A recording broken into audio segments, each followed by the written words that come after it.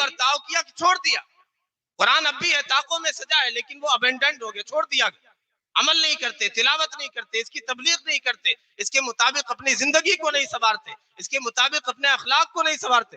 خار از محجوری قرآن شدی شکوہ سنجے گردش دورہ شدی اے چو شبنم بزمی افگندئی در بغل داری کتاب زندگی.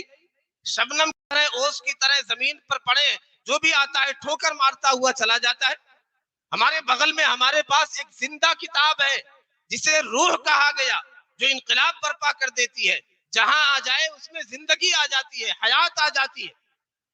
دو ایسے مقامات ہیں جہاں خاص طور پہ کہا گیا ہے اعوذ باللہ من الشیطان الرجیم پڑھنا ہے.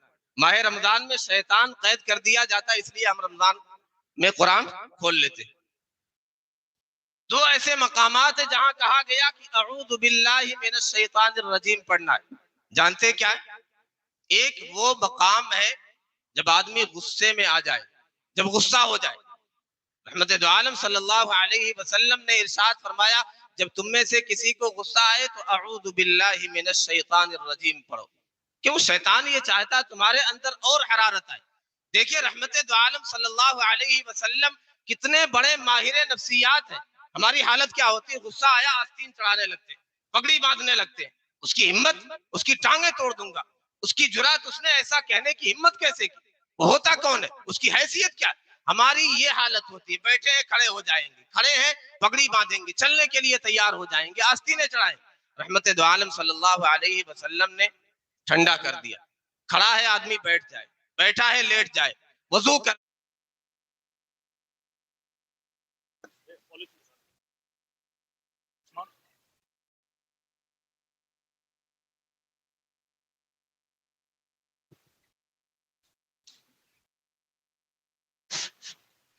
السلام علیکم ورحمۃ اللہ وبرکاتہ.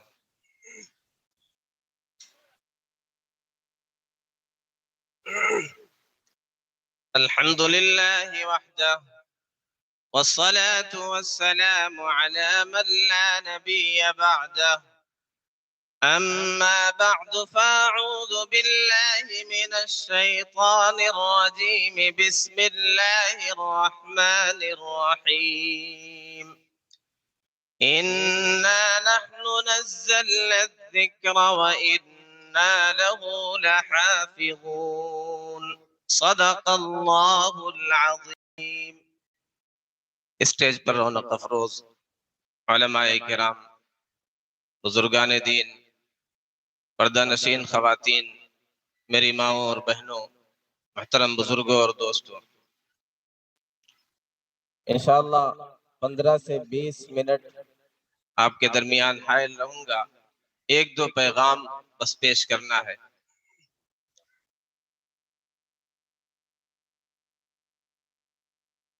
میں اپنی بات ایک قصے سے، ایک مبنی بر حقیقت قصہ، ایک سچا واقعہ اس سے شروع کرتا ہوں. ایک گاؤں میں ایک امام صاحب کا تقرر ہوا، امامت کی ذمہ داری لگی. گاؤں والوں کا مزاج یہ ہوتا ہے عام طور پر کہ تنخواہ ائمہ کو اچھی نہیں دیتے ہیں، لیکن کھلانا پلانا، غلے وغیرہ سے سپورٹ کرنا، اناج کے ذریعے سے سپورٹ کرنا، بہترین کھانا کھلانا، اس طرح کی آؤ بھگت بہت اچھے سے کرتے ہیں. تو جہاں امام صاحب کا جس گاؤں میں تقرر ہوا، امامت کی ڈیوٹی لگی، ذمہ داری لگی، تو گاؤں والوں نے طے کیا کہ امام صاحب کو کھانا بنانے کی ضرورت نہیں ہے.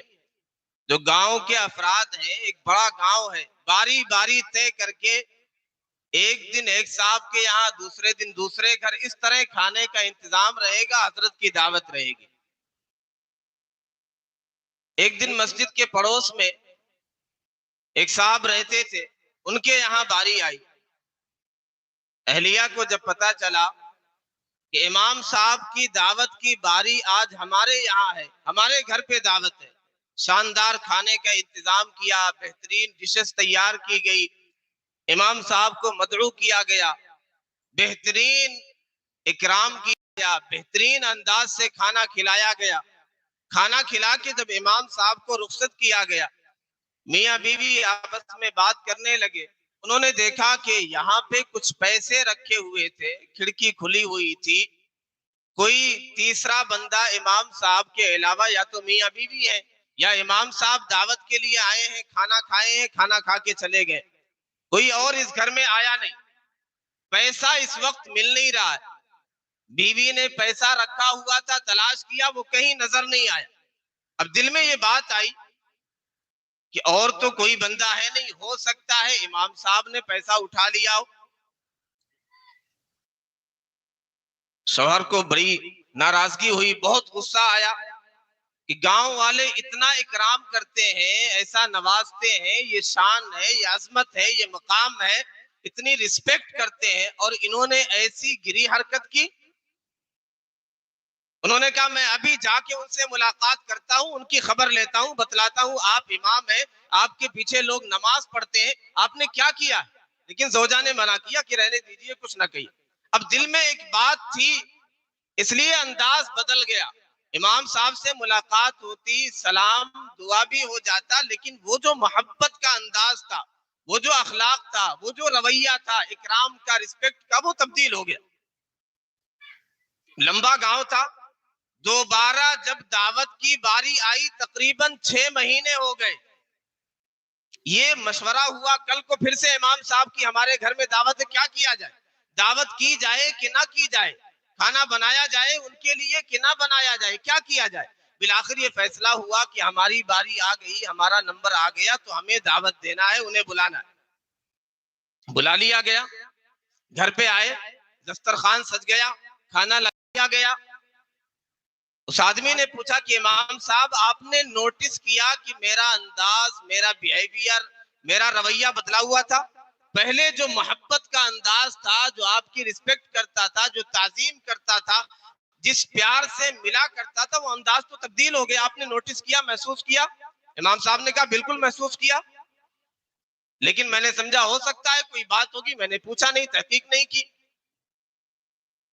کہا امام صاحب پہلی بار 6 مہینے پہلے جب آپ کی ہمارے گھر پہ دعوت تھی، آپ یہاں آئے تھے، آپ نے کھانا کھایا، میری اہلیہ نے یہاں اتنے پیسے رکھے ہوئے تھے، آپ واپس گئے، پیسے نہیں ملے، ہم نے بہت تلاش کیا، الماری میں دیکھا، فلاں جگہ دیکھا، بکسے میں دیکھا، فلاں جگہ دیکھا، کہیں ملا نہیں۔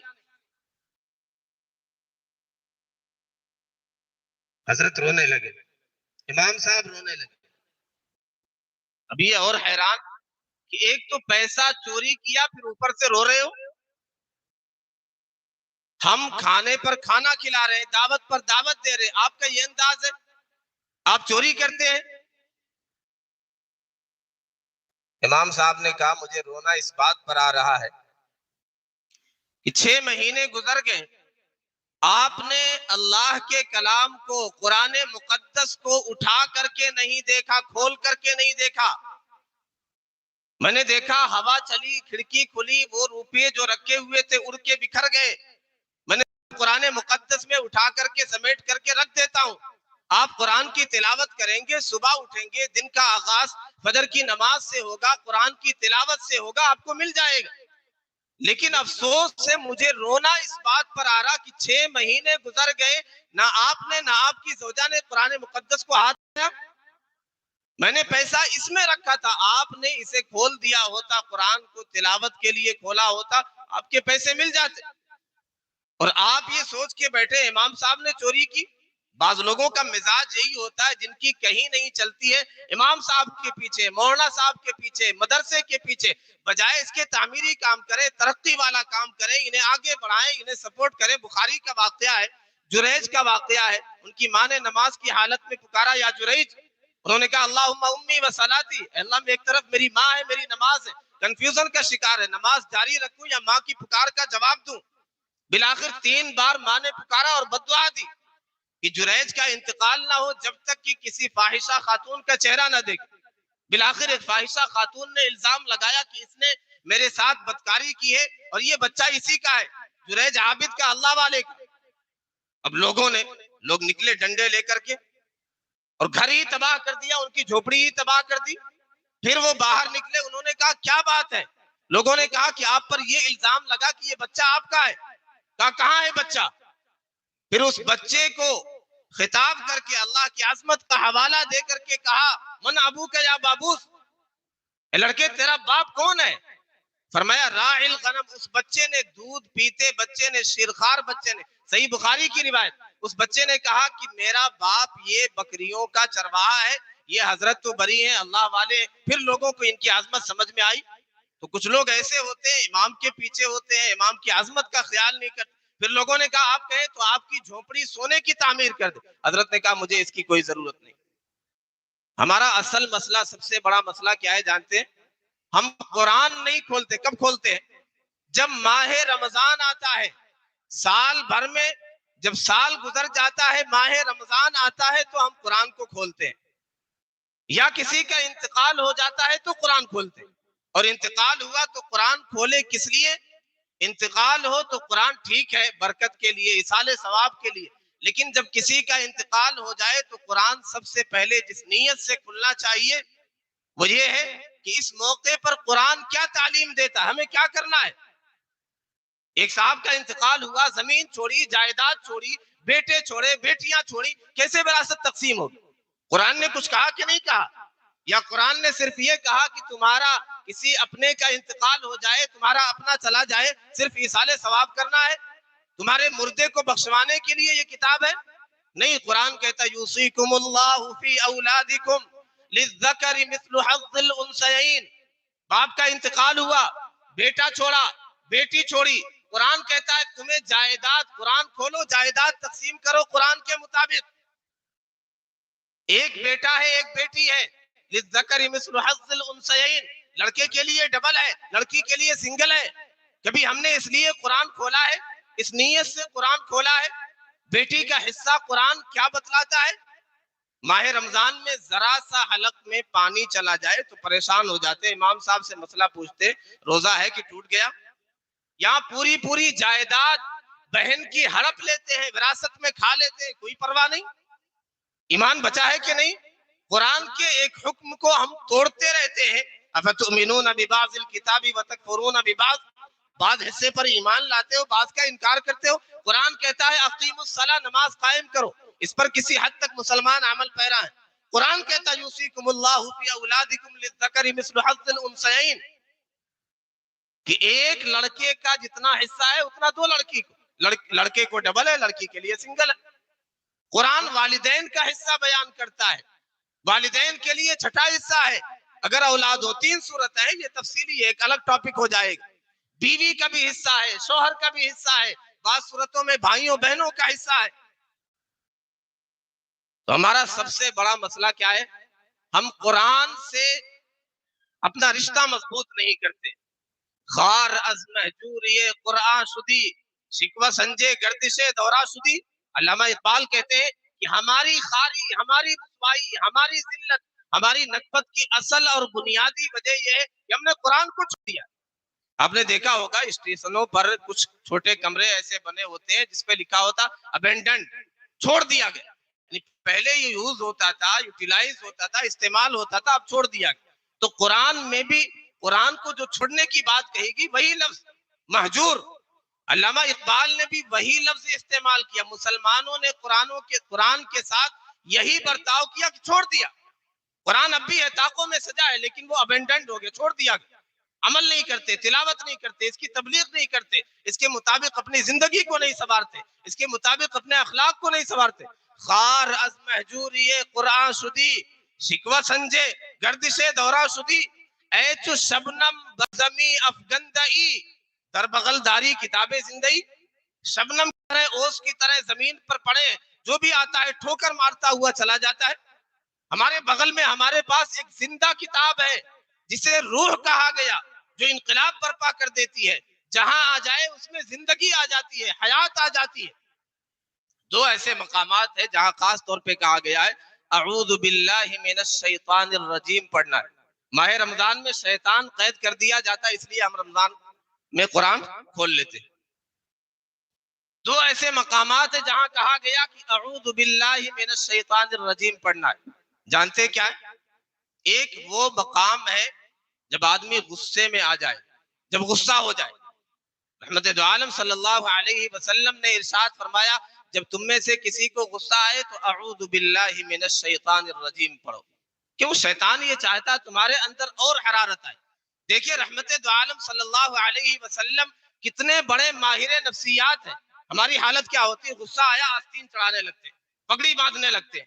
اس کی ہمت، اس کی ٹانگیں توڑ دوں گا، اس کی جرات، اس نے ایسا کہنے کی ہمت کیسے کی؟ وہ ہوتا کون ہے؟ اس کی حیثیت کیا ہے؟ ہماری یہ حالت ہوتی ہے. بیٹھے ہیں کھڑے ہو جائیں گے، کھڑے ہیں پگڑی باندھیں گے، چلنے کے لیے تیار ہو جائیں گے، آستینیں چڑھائیں. رحمت دو عالم صلی اللہ علیہ وسلم نے ٹھنڈا کر دیا. کھڑا ہے آدمی بیٹھ جائے، بیٹھا ہے لیٹ جائے، وضو کر لے، اعوذ باللہ من الشیطان الرجیم پڑھے. اسد بھائی نے ابھی تذکرہ کیا تھا اسلام غصہ کرنے کی اجازت نہیں دیتا. اسلام تو یہیں پہ بیل لگاتا ہے کہ غصہ کرنے کی اجازت نہیں. جب غصہ کرنے سے روک دیا گیا تو ٹیرر کی بات ہی نہیں آتی. دہشت گردی اور آتنکواد، کسی کو نقصان پہنچانا، یہ تو تب ہوگا جب آدمی غصہ ہوگا. اسلام تو پہلے اسٹیپ پہ ہمیں روکتا کہ تمہیں غصہ ہونے کی اجازت نہیں ہے. ہمیں یہ کہا گیا کہ تم میں سب سے بڑا بہادر اور پہلوان وہ ہے جو اپنے غصے پر قابو پا لے. یہ ایک الگ ٹاپک ہوگا. اسلام کی امن کی تعلیمات کیا ہے؟ قرآن، شیطان نہیں چاہتا قرآن کھولے، شیطان نہیں چاہتا ہے کہ یہ قرآن کا پیغام دنیا تک پہنچے، شیطان نہیں چاہتا ہے قرآن کی یہ آیت دنیا تک پہنچے. من قتل نفسا بغیر نفس او فساد فی الارض فکأنما قتل الناس جميعا ومن احیاها فکأنما احیا الناس جميعا. قرآن کہتا ہے جس نے ایک جان کو ناحق قتل کر دیا، ایسا ہے as if he has killed the whole of the mankind. ساری انسانیت کا خون کر دیا. ایک انسان کا ناحق خون کرنا قرآن کہتا ہے ایسے جیسے ساری انسانیت کا گلا گھونٹ دیا. اور ایک جان کی حفاظت کی ہے، بچا لیا.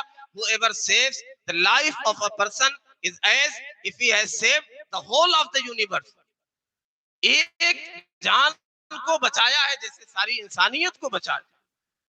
ہمیں اسلامی تعلیم یہ کہتی ہے یہ بھی گوارا نہیں کہ مسجد میں جائیں کوئی ایسی پیاز یا مولی یا ایسی کچی چیز کھا کر کے کہ فرشتوں کو تکلیف پہنچے. تو جو انویزیبل کریچر ہے، جو غیر مرئی مخلوق ہے، انہیں تکلیف پہنچانے کی اجازت نہیں. تو جو انسان نظر آ رہے ہیں، ہمارے ساتھ رہتے ہیں، معاملات کرتے ہیں، انہیں تکلیف پہنچانے کی کہاں اجازت ہوگی؟ ہمیں یہ تعلیم دی رحمت دو عالم صلی اللہ علیہ وسلم نے کہ جب تم کھا لیا کرو تو دیکھو لا يحطمنكم سليمان وجنوده وهم لا يشعرون. ایک چیونٹی بھی جانتی ہے کہ مسلمان سیدنا سلیمان علیہ السلام اور ان کی فوج جانتے بوجھتے ہوئے چیونٹی کو بھی کچل نہیں سکتے، اس لیے اس نے بھی کہا وهم لا يشعرون. یہ ہو سکتا ہے غلطی سے پاؤں کے نیچے ہم آ جائیں، لیکن جانتے بوجھتے ہوئے چیونٹی کو کچل دے، مسلمان ایسا بھی نہیں کرتے. تو چیونٹی کو بھی جان بوجھ کے مسلمان بلا وجہ تکلیف نہیں پہنچاتے. انسان کو کیا تکلیف پہنچی؟ یہ تو پروپیگنڈا ہے. تو بہرحال دو ایسے مواقع ہیں جہاں کہا گیا خاص طور پہ تمہیں اللہ کی پناہ میں آنا ہے، شیطان مردود کے شر سے اپنے آپ کو بچانا ہے، اللہ کی پناہ میں دینا، اعوذ باللہ من الشیطان الرجیم پڑھنا. ایک غصے کے موقع پر. دوسرا فَإِذَا قَرَأْتَ الْقُرْآنَ فَاسْتَعِذْ بِاللَّهِ مِنَ الشَّيْطَانِ الرَّجِيمِ. جب قرآن پڑھو، دیکھیں روزے سے پہلے، حج سے پہلے، زکوٰۃ سے پہلے نہیں کہا گیا اعوذ باللہ من الشیطان الرجیم پڑھنا. یہاں اس موقع پر کہا گیا کہ یہ اللہ کا کلام ہے، یہ قرآن مقدس، اسے پڑھنا ہے اعوذ باللہ من الشیطان الرجیم پڑھو. کیوں؟ شیطان کی اسٹریٹجی ہے. شیطان یہ چاہتا ہے کہ یہ تمہارے پاس نہ پہنچے، اس کی تلاوت نہ کرو، اسے نہ پڑھو، اس میں تدبر نہ کرو، اس میں غور و فکر نہ کرو. یہ رحمت دو عالم صلی اللہ علیہ وسلم کا سب سے بڑا معجزہ ہے، سب سے بڑا معجزہ ہے. اسے اگر ہم نے لے لیا، وہ معزز تھے زمانے میں مسلمان ہو کر اور ہم خار ہوئے تارک قرآن ہو کر، اسے ہم نے لے لیا، اس پر عمل پیرا ہو گئے، اس کی تلاوت پر آ گئے، اس کے معانی کو سمجھنے پر آ گئے، اس میں تدبر پر آ گئے، تو ایک انقلاب آ جائے گا، ہماری زندگیوں میں انقلاب آ جائے گا. پھر سے ہم ترقی کی راہ پر گامزن ہو جائیں گے.